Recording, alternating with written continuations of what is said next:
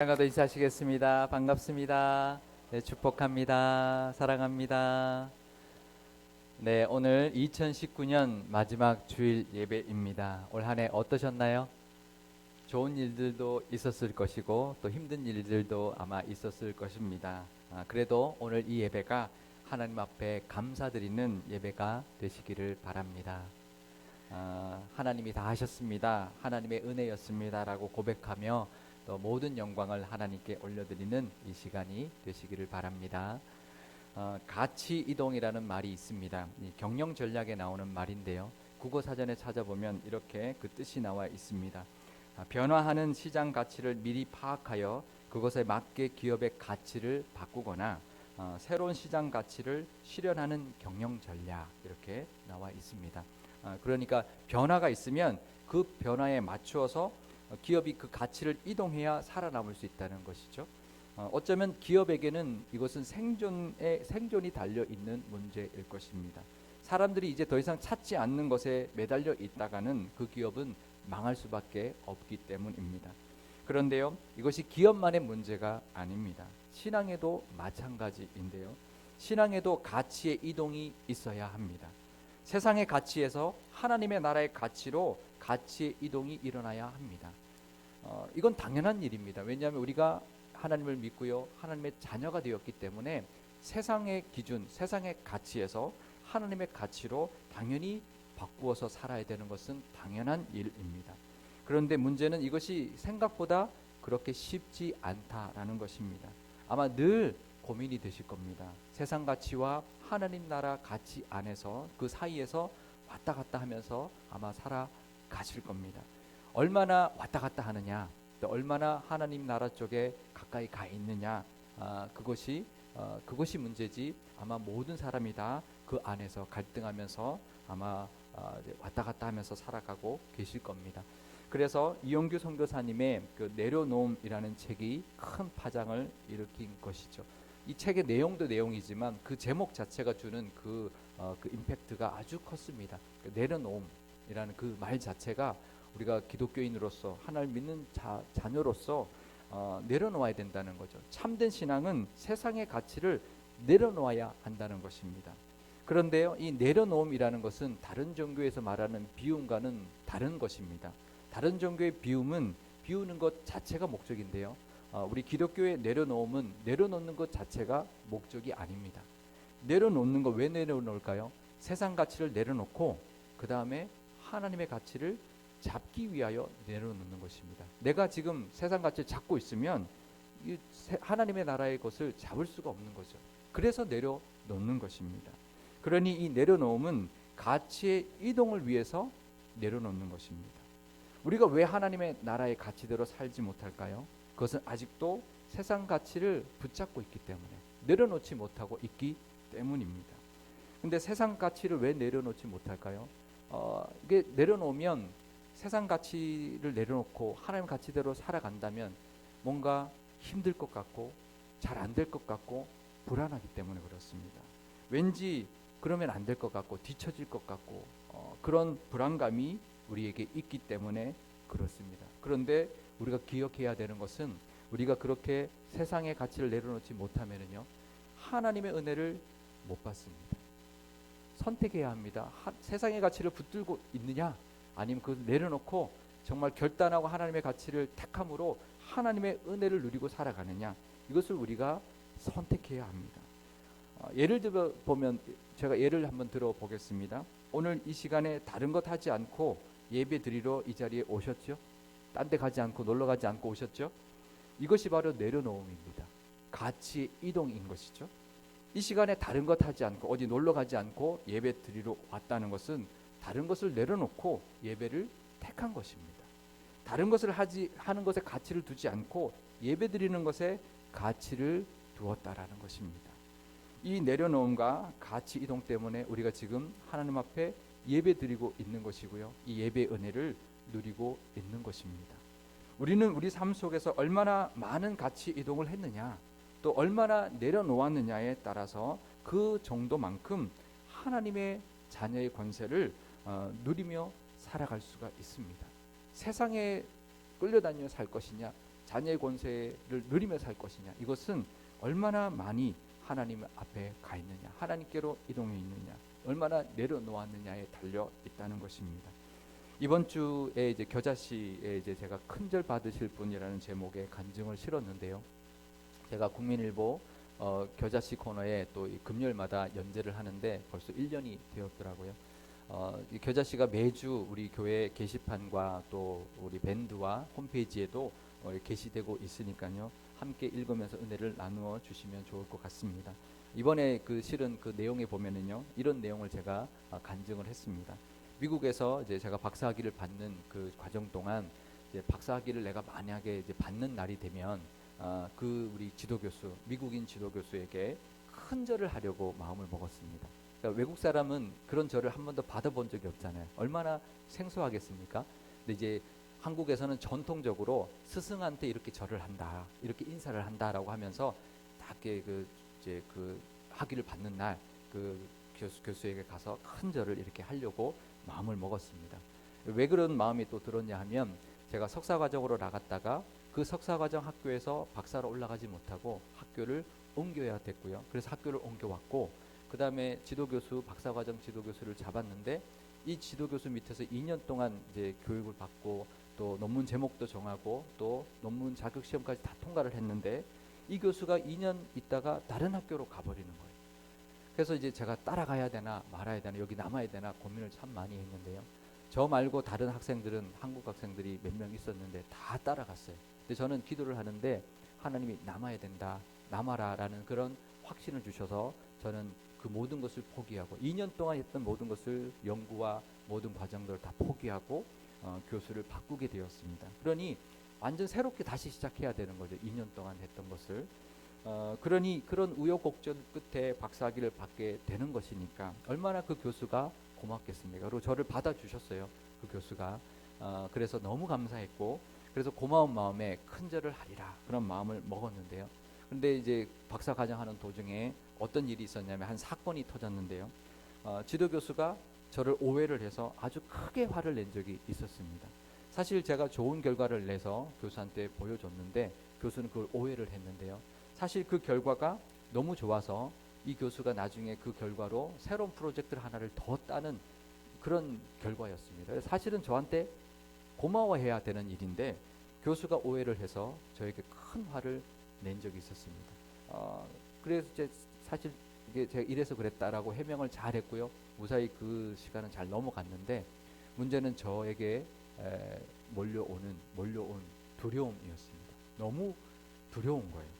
불안한 거예요. 불안감이 몰려오는데요. 이게 주체할 수가 없더라고요.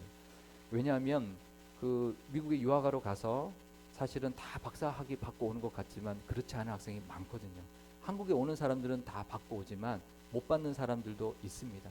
그런 분들이 잘 한국에 들어오지 못하니까 미국에서 그냥 직장 잡고 살고 있기 때문에 들어오시는 분들 보면 다 박사학위 받고 들어오니까 다 나가면 다 받고 오는 줄 알지만 못 받는 사람들이 제법 많고요. 저도 실제로 그런 분을 목격했습니다. 그러니 이거 학교도 옮겼지, 지도교수도 바꿨지, 이 지도교수한테까지 내가 잘못 보이면 이거 박사학위 못 받는 거 아닌가, 그런 불안감이 몰려왔던 것이죠. 그래서 이제 하나님 앞에 기도했습니다. 하나님 어떻게 해야 될까요? 기도하는데요. 하나님이 이 마음을 주셨습니다. 확신을 주셨습니다. 박사학위를 저 교수가 주는 줄 아느냐? 아니야. 박사학위 받고 안 받는 거 나에게 달려있다. 내게 달려있는 것이야. 내가 저 교수를 통해서 너에게 학위를 주는 것이지 저 교수가 너에게 학위를 주는 게 아니야 라는 그 마음을 주셨어요. 어떻습니까? 교수가 학위를 주는 건가요? 아닙니다. 하나님이 그 교수를 통해서 주는 것입니다. 우리가 지금 직장생활 하는 거 그 사장이 월급 주시는 줄 아십니까? 아닙니다.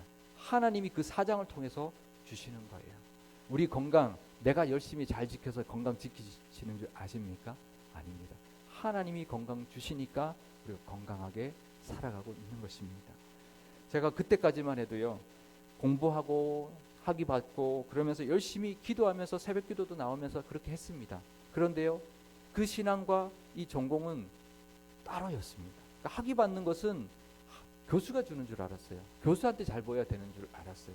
근데 하나님 손에 달려 있다는 것을 그 순간 깨닫게 되었고요. 하나님 앞에 고백했습니다. 하나님이 저의 진짜 지도교수입니다. 그 고백을 드렸는데요. 그랬더니 제 마음이 평안해졌습니다. 그러면서 이제 담대하게 정말 그런 두려움 없이 학위를 잘 마칠 수 있게 되었는데요. 그래서 저는 그 사건을 지도교수의 이동의 사건이라고 생각합니다. 지도교수를 그 전에 바꾼 그 이동이 아니고요. 진짜 내 마음속에 있는 지도교수를 바꾼 사건이 바로 그 사건이었고, 하나님이 저의 지도교수입니다라는 고백을 드렸습니다. 그리고 난 다음에 제가 박사학위 받는 날 그 지도교수에게 큰절을 했을까요? 안 했을까요? 할 필요가 없죠. 하나님이 주셨는데 당당하게 땡큐 하고 이제 악수로 땡큐 이제 그랬습니다. 왜냐하면 큰절 받으실 분은 하나님이시기 때문에 그렇습니다. 우리가 정말 우리 1년 동안 많은 일이 있었는데요. 정말 하나님 앞에 큰절 드려야 합니다. 우리가 큰절 드리고 감사해야 할 뿐, 1년 동안 도와준 분도 많고 여러 가지 일들이 많았겠지만 다 하나님이 우리를 지켜주셨고 우리에게 모든 것 은혜를 베풀어 주셨기 때문입니다. 아무나에게 큰절하면 안 돼요. 감사는 하지만 정말 큰절 드리고 정말 감사해야 될 분은 바로 하나님이십니다. 우리 한 해 동안 지켜주시고 인도해 주신 그 은혜에 감사하면서 큰절 드리는 것 같은 마음으로 이 예배를 이 마지막 우리 주일 예배를 드릴 수 있기를 바랍니다. 근데요, 어디 지도교수만 그럴까요? 사업하시는 분은요, 사업장의 주인 누구입니까? 나일까요? 아닙니다. 사업을 해도요, 그 사업장 주인 하나님이십니다. 내가 직장을 다녀도요, 내 승진, 나의 미래 누구한테 달려 있을까요? 회사 사장 아니면 또 직장 상사 아닙니다. 하나님의 손에 달려 있습니다. 그 고백과 믿음이 있으시기를 바랍니다. 나의 주인은 하나님이십니다. 내 삶의 주인은 하나님이십니다. 우리 가정의 주인도 하나님이십니다. 또 우리의 사업의 주인도 하나님이시고 내 직장의 CEO도 하나님이십니다라는 고백이 있으시기를 바랍니다. 우리 교회의 주인은 누구실까요? 하나님이십니다. 그 고백이 우리 교회와 또 우리 모든 성도님들에게 있으시기를 바랍니다. 오늘 본문 에베소서 5장 15절에서 16절 말씀을 우리 함께 읽어보겠습니다. 그런즉 너희가 어떻게 행할지를 자세히 주의하여 지혜 없는 자 같이 하지 말고 오직 지혜 있는 자 같이 하여 세월을 아끼라. 때가 악하니라. 아멘. 이렇게 말합니다. 그런즉 너희가 어떻게 행할지를 주의하여서 지혜 없는 자가 되지 말고 지혜 있는 자가 되라고 말씀하고 있는데요. 이것이 바로 가치의 이동입니다. 그러니까 세상 가치로 살아서 지혜 없는 자처럼 살지 말고 하나님 나라의 가치대로 살아서 지혜 있는 자로 살아라라는 것이죠. 그러면 세월을 아끼게 될 것이다라고 말하고 있습니다. 왜냐하면 세상 가치와 하나님 나라 가치 안에서 왔다 갔다 하면요, 시간 낭비하고 있는 것이거든요. 믿고 결단하고 하나님 믿고 나가면요, 하나님의 은혜를 바로바로 누릴 수 있는데 왔다 갔다 하다 보면 그만큼 시간을 허비하게 되는 것입니다. 하나님 나라의 가치가 무조건 옳다, 하나님 방법이 무조건 최고다라고 하는 그 믿음으로 하나님의 뜻대로 하나님의 방법대로 뚝심 가지고요 밀고 나갈 때 하나님이 도와주십니다. 그러면 세월을 아끼게 사는 길이라는 거죠. 저에게도 그런 간증이 있습니다. 제가 학위를 받고 한국에 들어왔습니다. 얼마 되지 않아서 부르심이 있다는 걸 알게 되었어요. 그런데 고민이 되잖아요. 다른 공부하고 들어왔는데 하나님이 목회자의 부르심이 있다고 하니까 이게 선뜻 가는 건 쉽지 않습니다. 그동안 공부했던 거 어쩌면 버려야 될지도 모르고, 또 우리 가족들 제가 책임져야 되고, 우리 자녀들도 초등학생이고, 그런데 이제 고민이 되니까 기도도 했지만 이제 여러 지인들에게 이렇게 조언을 구했습니다.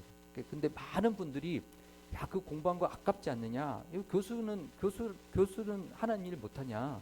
얼마든지 교수로도 하나님 일 할 수 있지 않냐? 그런 말들을 많이 했지만 어떤 한 분의 조언이 저를 정신이 번쩍 들게 했습니다.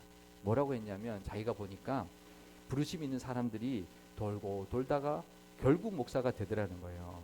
이것저것 하다가 안 되고 실패하고 그걸 헤매다가 결국 나이가 들어가지고 신학교 가더라는 거예요. 정신이 번쩍 들었어요. 이게 헤매다가는 시간 낭비하는구나. 그랬다가는 내 인생도 결국은 이것도 아니고 저것도 아니고, 기왕 하나님 부르심이 있다면, 그것이 확실하다면 빨리 지금도 늦지 않았으니 빨리 신학을 하고 목회자가 돼야 되겠구나. 그래야 시간 낭비하지 않고 우리 가족도 고생시키지 더 이상 고생시키지 않겠구나라고 결단하고 우리 아내와 같이 기도하고 신학교를 들어갔는데요. 우리도 마찬가지입니다. 세상의 것 기웃거리지 마시고요. 세상의 것과 하나님 것 사이에서 우왕좌왕하지 마시고요. 하나님만 바라보고 나가시면 그러면 세월을 아끼는 은혜, 하나님이 도와주셔서 바로바로 은혜 주셔서 늘 하나님의 은혜를 누리며 사는 그런 은혜가 있을 줄 믿습니다. 그 복이 있으시기를 바랍니다. 그러면 어떻게 하는 것이 하나님 나라의 가치대로 사는 걸까요? 하나님 나라의 가치대로 살아야 되는데 그 방법을 알아야 되겠죠. 에베소서 5장 17절에서 18절 말씀입니다. 우리 함께 읽어보도록 하겠습니다. 그러므로 어리석은 자가 되지 말고 오직 주의 뜻이 무엇인가 기예하라. 술 취하지 말라. 이는 방탕한 것이니 오직 성령으로 충만함을 받으라. 아멘. 하나님의 나라의 가치대로 사는 방법의 첫 번째는 하나님의 뜻이 무엇인지를 늘 묻고 깨닫고 이해하는 것이라고 말하고 있습니다. 무슨 일이 생기거나 어떤 것을 결정해야 되는 그런 상황이 생기면 내 생각이나 세상 방법을 하지 않고 하나님의 뜻을 물어야 된다는 것입니다. 기도를 하시든지요, 말씀을 묵상하시든지 하나님의 뜻이 무엇인지를 하나님 앞에 묻고요, 그 뜻을 깨닫고 그 뜻대로 결정하고 선택하고 살아야 된다는 것입니다. 쉽지 않지만 그 소원이 있고 그 마음을 가지고 기도하면서 말씀을 보면은요, 하나님 깨닫게 해주시고 인도해 주십니다. 그러면 하나님의 뜻을 알고 그러면 그것을 믿고 의지하여서 순종하기만 하면 되는 것이죠. 괜히 이것저것 따지면은요, 복잡하기만 하고요, 시간 낭비만 하는 것입니다. 더 불안하고 더 걱정만 되는 것입니다. 그냥 하나님, 그 능력의 하나님, 나를 사랑하신 하나님 의지하고 믿고 결단하고 담대하게 그것을 향해 나가시면 되는 것입니다. 사실 믿음은 의외로 단순합니다. 복잡하지 않습니다. 우리가 세상적으로 살기 때문에 복잡한 거에 제기도 하고 이건 어떨 저건 어떨, 그러니까 복잡한 거예요. 믿음은요, 간단합니다. 하나님 믿음 뜻만 우리가 깨달으면 그냥 믿고 나가는 겁니다. 그러면 하나님이 도와주십니다. 하나님 나라의 가치대로 사는 방법의 두 번째는요, 성령의 충만함을 받는 것입니다. 늘 성령 충만하면 쉽겠죠. 불안하지도 않고 고민도 안 될 것입니다. 그런데 이 성령 충만함 하나님께 받는 것입니다. 성령 충만함을 늘 구해야 됩니다. 우리가 그것을 사모해야 합니다. 기도하고 하나님 앞에 나와 예배할 때 성령 충만함 주십시오. 그것이 이 땅에서 승리하며 사는 길입니다. 라는 그 마음이 있어야 합니다. 늘 하나님 의지하고 성령 충만함을 구하면서 기도하고 찬송하고 말씀 의지하고 살아가면 하나님께서 성령 충만함을 주셔서 우리 마음속에 뜨거운 정말 그 벅차오른 그 마음을 주셔서 마음에 평안함도 주시고 기쁨도 솟아나게 해주십니다. 그게 성령의 감동인데요, 그 성령 충만함이 있을 때 우리 세상에서 세상 가치로 살지 않아도요, 두렵지 않고요, 또 그 세상과 거스르는 어떤 결단을 하더라도, 판단을 하더라도, 결정을 하더라도 담대할 수 있고요, 그 결정을 통하여 하나님 주시는 은혜도 누릴 수 있게 되는 것입니다. 그러면 하나님 나라의 가치 이동을 하면서 살게 되면 어떤 우리의 삶의 모습이 될까요? 에베소서 5장 19절에서 21절 말씀입니다. 우리 함께 읽어보겠습니다. 시와 찬송과 신령한 노래들로 서로 화답하며 너희의 마음으로 주께 노래하며 찬송하며 범사에 우리 주 예수 그리스도의 이름으로 항상 아버지 하나님께 감사하며 그리스도를 경외함으로 피차 복종하라. 아멘. 하나님 나라의 그 가치로 이동하면서 살면은요, 우리 입술에 찬양이 나온대요. 넘친대요. 감사가 나온대요. 또 남을 섬길 수 있는 넉넉한 마음이 생긴다고 말하고 있습니다. 세상 가치에서 하나님 나라의 가치로 이동하고 살아가면 그 은혜가 있으면 믿음으로 담대하게 그 믿음으로 살아가는 사람에게는 하나님의 어떤 도우심과 확신을 통해서 찬송이 저절로 흘러나오고요, 감사가 터져나오고요, 또 남을 기쁨으로 섬길 수 있는 넉넉한 모습도 가능하다는 것입니다. 지금 만약 한번 돌아보십시오. 올해 또 아니면 지금 이 연말 이 시간에 내 삶 속에 지금 찬송이 줄어들고 있지는 않는지, 감사가 사라지지는 않았는지, 남에 대한 배려가 없어지지 않았는지 한번 돌아보시기를 바랍니다. 만약에 그렇다면 아직도 세상의 가치와 하나님 나라 가치 안에서 그 사이에서 왔다 갔다 하고 살아가고 있는 것입니다. 이 2019년 마지막 주일 예배에 결단하시고 고백하실 수 있기를 바랍니다. 하나님이 다 하셨습니다. 하나님의 은혜였습니다. 모두 하나님의 은혜였습니다라고 고백하실 수 있기를 바라고요. 이제 하나님의 뜻대로 하나님의 나라의 가치대로 정말 살겠습니다라고 결단하는 이 예배의 시간 되시기를 바랍니다. 하나님 은혜 주시고 복 내려 주십시오라고 하나님 앞에 고백하고 그 은혜를 사모하는 그런 2019년 이 마지막 예배가 되실 수 있기를 주님의 이름으로 축원드립니다. 기도하시겠습니다. 큰절 받으시기에 합당하신 하나님 아버지, 한 해 동안 베풀어 주신 은혜에 감사와 영광을 올려드립니다. 하지만 한 해를 돌아보면 하나님을 믿는다고 하면서도 아직도 세상의 가치와 하나님 나라의 가치 사이에서 우왕좌왕하며 살아갈 때가 많았음을 고백합니다. 이런 저희를 불쌍히 여겨 주옵소서. 세상 유혹 떨쳐버리고 욕심 내려놓고 하나님의 은혜만을 붙들며 살 수 있게 도와주옵소서. 그것이 지혜로운 길이며 세월을 아끼는 길이라 말씀하시니 내려놓음으로 하나님의 뜻대로 살아가게 하여 주옵소서. 그러려면 하나님의 뜻을 깨닫고 성령 충만해야 할 것입니다. 어떤 상황 속에서도 하나님의 뜻을 잘 분별하게 하시고 성령 충만함을 더하여 주옵소서. 두려워하지 말아라, 내가 너와 함께 함이니라. 그 말씀 의지하여서 늘 찬송하며 감사하며 서로 섬기며 살아갈 수 있는 믿음 허락하여 주옵소서. 우리 교회를 위해서도 기도합니다. 한 해 동안 교회와 교우들을 잘 지켜주셨으니 그 은혜에 감사드립니다. 하나님께서 주인 되어 주셔서 늘 이끌어 주시고 성령 충만한 교회 되게 하여 주옵소서. 늘 찬송과 감사가 넘쳐나며 서로를 존중하고 섬기는 천국의 모습이 가득하게 하여 주옵소서. 그래서 믿는 자의 수가 더해지는 부흥도 허락하여 주시고 하나님께서 맡겨주신 사명도 기쁨으로 잘 감당하는 교회 되게 하여 주옵소서. 감사드리며 예수님의 이름으로 기도드리옵나이다. 아멘.